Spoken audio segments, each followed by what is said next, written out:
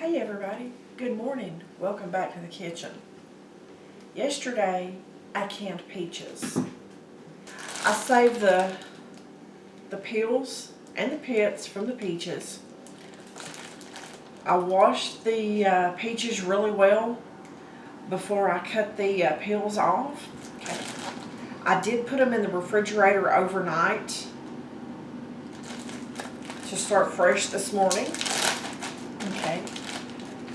I have a pan on the stove. I'm putting the peach peels and pits down in here. Okay, and I'm going to cover them with water. Okay, go get another one.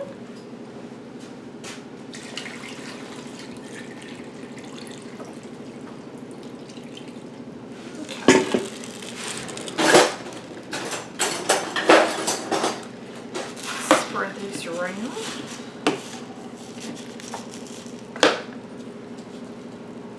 Okay, and from here I'm going to bring this up to a boil, and when it comes to a boil I'm going to let it boil for about 30 minutes at a low simmer, and then I'm going to turn it off.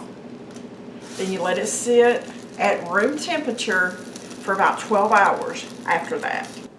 The peach peelings and pits have sat all day long. They sat about 12 or 13 hours. So I'm going to strain the juice off of them.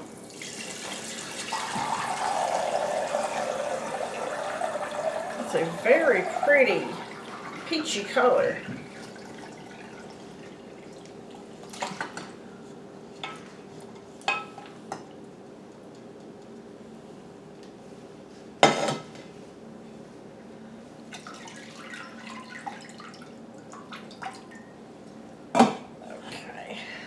Batch of the recipe calls for 5 cups of the peach juice. So I'm only going to make one to make sure that my family is actually going to really love it. I like anything peach, but I don't want to make a whole bunch of stuff just for me. And get the rest of the ingredients together right quick. Okay, I have drained the peach juice off of my peels and pits. Now folks, I got this recipe from an old school friend of mine. Thanks, Tara. And she said that if you want this really clear, to strain it through a coffee filter. Personally, I like the color of it, so I'm not going to strain it through a coffee filter. I think it's going to be fine. But I have 5 cups of my juice, and I'm adding a 1/4 cup of lemon juice. Okay. Now I'm going to bring this to a boil. Now folks, just in case you didn't know, and some people don't, on the side of the canning jars, there's numbers. So it's 1, 2, 3, 4, 5, and on up cups. So I did measure my 5 cups out on here. My other big measuring cup has sugar in there. So it works. It works. But I'll bring that up to a boil and we'll be back for the next step. Okay, the peach juice and lemon juice have come up to a boil. I have a package of Sure Gel. I need to put in here, stir up and dissolve it.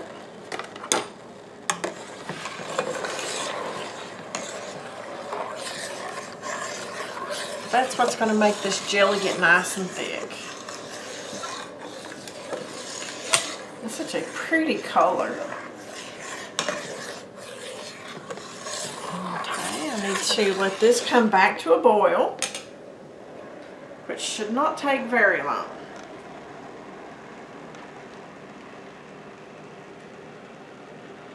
Okay, we're back to a boil. Now I need to add my sugar.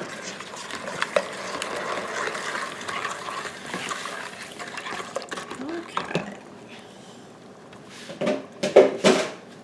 And I need to stir it and bring it to a boil that literally can't be stirred down. That gives the sugar enough time to melt and really incorporate them with our jelly.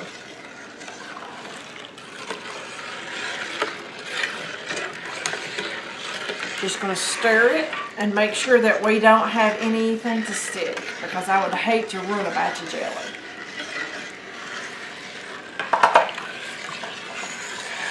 Go ahead and turn it on.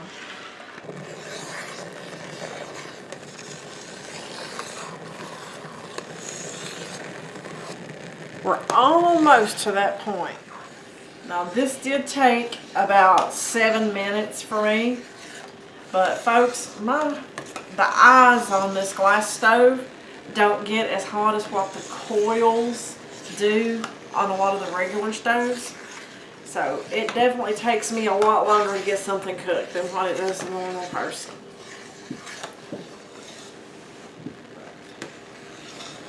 I'm stirring now, and even though I'm stirring constantly, like I said, this won't go down.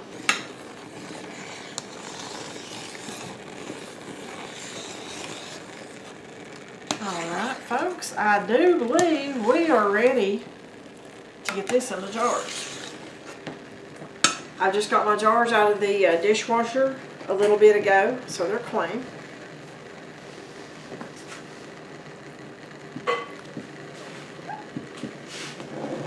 I'm going to remove that from the heat so it will quit cooking. I've got half-pint jelly jars.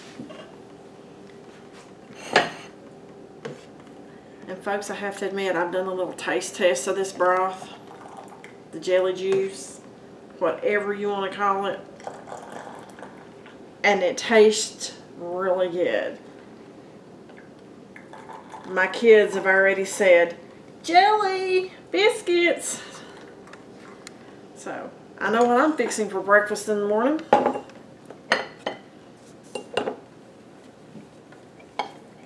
Always wipe your the rim of your jar. That way there's nothing on there to keep it from sealing. I have a new flat. Old rings, it doesn't matter, you can reuse the rings. I prefer to use a new flat. Some people don't, but that's your choice. Okay, I'm putting these on here finger tight. I'm putting them in a water bath canner. It does not need to be pressure canned. And I'm just going to continue to fill these jars, and we're going to see how many we get. And I'm really excited about this jelly because it just looks and smells so good. I've made different types of jams and jellies, but I've never made one using the peach pit. That was a new one to me. So I'm really excited about this. But back to the lids. You do not have to put the lids in hot water like you used to. The flats, the seal. The directions on them are totally different from the jars of yesteryear, folks. So you need to do what the manufacturer recommends because you don't want to mess the seal up on there.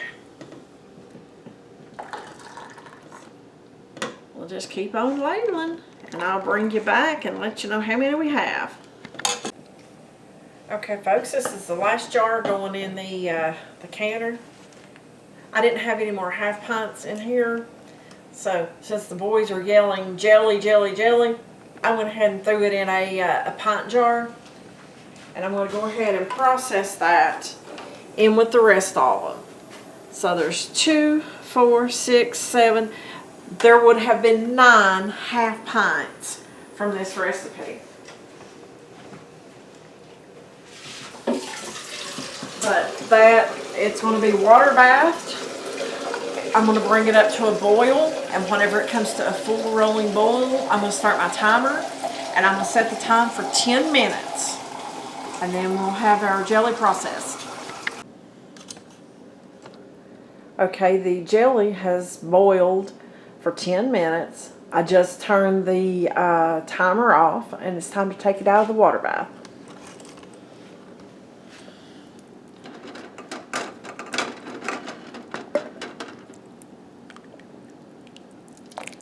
Look at that.